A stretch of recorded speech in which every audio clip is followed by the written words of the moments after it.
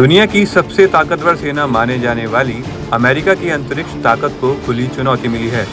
अब वर्चस्व को लेकर अंतरिक्ष में जंग छिड़ने वाली है और अमेरिका की बादशाहत खतरे में है।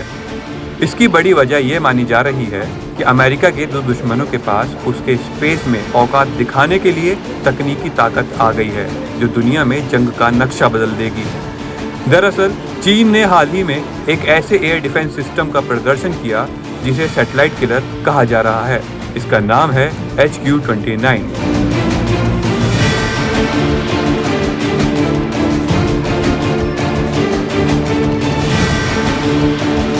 यह सिस्टम चीन ने 3 सितंबर को आयोजित विक्ट्री डे परेड में पहली बार दुनिया के सामने पेश किया। सबसे चौंकाने वाली बात यह है कि इसकी तुलना सीधे रूप से S-500 सिस्टम से की जा रही है। यही वो तकनीक है जो अंतरिक्ष में उड़ते सैटेलाइट को भी मार गिराने में सक्षम मानी जाती है।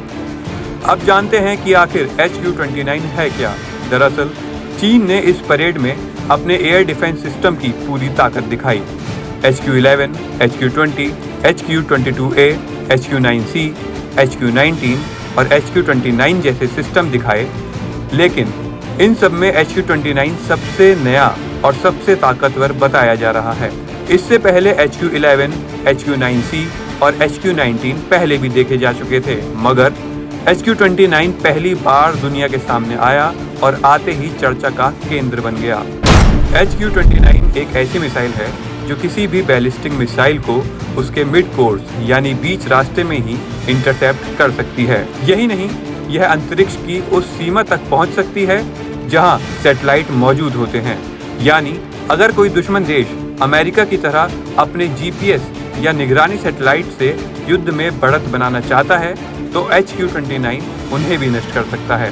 चीन का ये सिस्टम अमेरिका के SM-3 और रूस के S-500 सिस्टम जितना ही उन्नत बताया जा रहा है कि रेंज 500 किलोमीटर से ज्यादा है।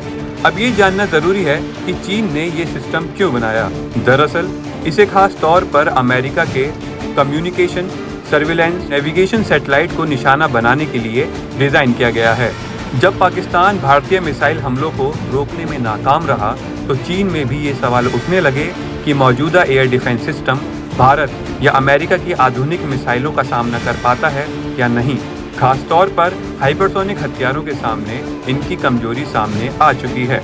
इसी कमजोरी को देखते हुए चीन ने HQ-29 को तैयार किया, जो पहले से मौजूद HQ-19 और HQ-9C के बीच की कमी को पूरा करता है। इसका मतलब ये है कि HQ-29 न सिर्फ भारत की एडवांस मिसाइलों को हवा में नष्ट कर सकता है, बल्कि अमेरिका के लिए भी यह एक नई चुनौती बनकर सामने आया है। खास बात यह है कि ये मिसाइल एक्सो एटमॉस्फेरिक है, यानी वायुमंडल से बाहर जाकर भी अपने टारगेट को भेज सकती है। इसे देखकर ही इसे सैटेलाइट किलर नाम दिया गया है।